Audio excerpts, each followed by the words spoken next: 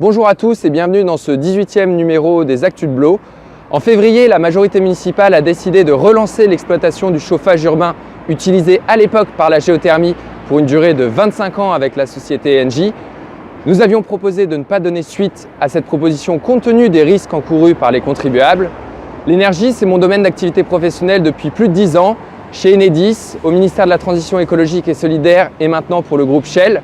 C'est un domaine où les erreurs peuvent coûter très cher et on l'a vu à l'époque avec la géothermie. Réseau de chaleur, la fausse bonne idée, c'est le thème de ce 18 numéro des Actus de Blot. Jingle.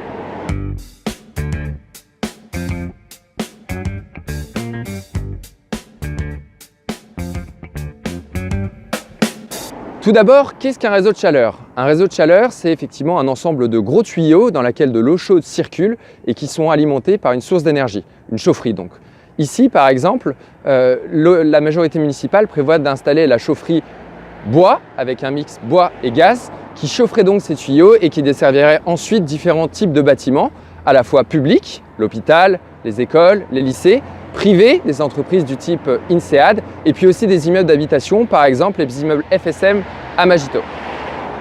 À Fontainebleau, le réseau de chaleur, l'ensemble des gros tuyaux d'eau chaude donc, existe depuis les années 80.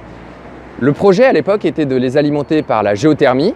Ce projet avait alors été abandonné après de multiples tentatives et ce qui en avait résulté, c'était une dette colossale pour la ville de l'ordre de 25 millions d'euros, dette dont Fontainebleau finit seulement aujourd'hui de payer. La dernière échéance de la dette est cette année en 2019. Nous sommes défavorables à ce projet pour plusieurs raisons. Déjà, après avoir lancé son appel d'offres, la ville n'a reçu qu'une seule candidature, à savoir la candidature de l'entreprise Engie. Dans la plupart des syndics, avant de faire des travaux, vous demandez 3 devis, vous regardez ces 3 devis et vous choisissez le meilleur. Lorsqu'il n'y en a qu'un seul, comme ça a été le cas pour l'appel d'offres de Fontainebleau, la sage décision est de ne pas donner suite à cet appel d'offres, de modifier de nouveau votre cahier des charges et puis de relancer un appel d'offres une fois que celui-ci est modifié. La seconde des raisons, c'est que la ville prend à son compte, à la place d'Engie, l'ensemble des risques liés à l'amiante, à la pollution, à l'hydrogéologie ou à la géologie du sol et sous-sol. En d'autres termes, si Engie découvre quoi que ce soit, ce sera la ville et donc les contribuables bellifontins qui paieront. Sur un réseau âgé de 30 ans, il y a quand même de fortes probabilités que tout ce qui se situe dans cet environnement immédiat, y compris les bitumes par exemple dans la chaussée, présente ces risques-là et que donc la facture s'envole. Enfin, la troisième des raisons, c'est que le prix de la chaleur proposé aux abonnés est totalement déraisonnable.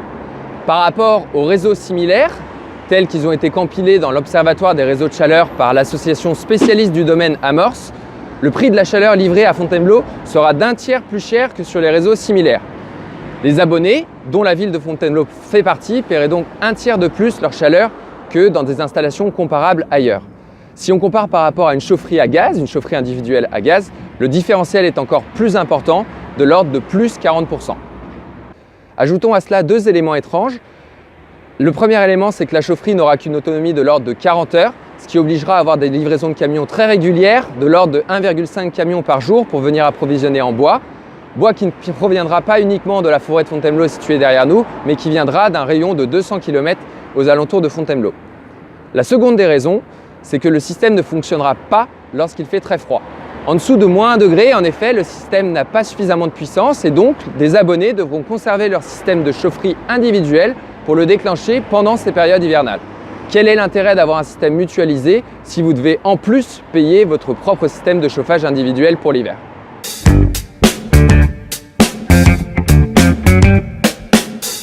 Alors pourquoi se lancer dans une telle opération? On nous a beaucoup parlé d'écologie. Nous, quand on parle écologie ou transition énergétique pour Fontainebleau, on pense d'abord aux propositions suivantes.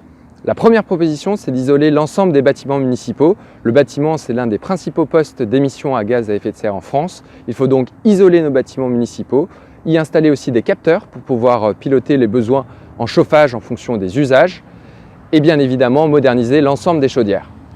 La seconde des propositions, c'est d'installer des toitures photovoltaïques sur les mêmes bâtiments municipaux pour autoconsommer l'électricité ainsi produite. La troisième de ces propositions, c'est de disposer d'une flotte de véhicules municipaux 100% faible émission, c'est-à-dire des véhicules électriques, des véhicules au gaz ou des véhicules hydrogène. En conclusion, plutôt que d'engager Fontainebleau sur une voie périlleuse et coûteuse pour les 25 années à venir, on propose d'autres alternatives pour amorcer la transition énergétique à Fontainebleau. Tout reste à faire à la matière et on a encore beaucoup d'idées sur le sujet. Nous y reviendrons dans un prochain numéro des ActuBlow. En attendant, merci de nous avoir suivis et à très bientôt. Merci.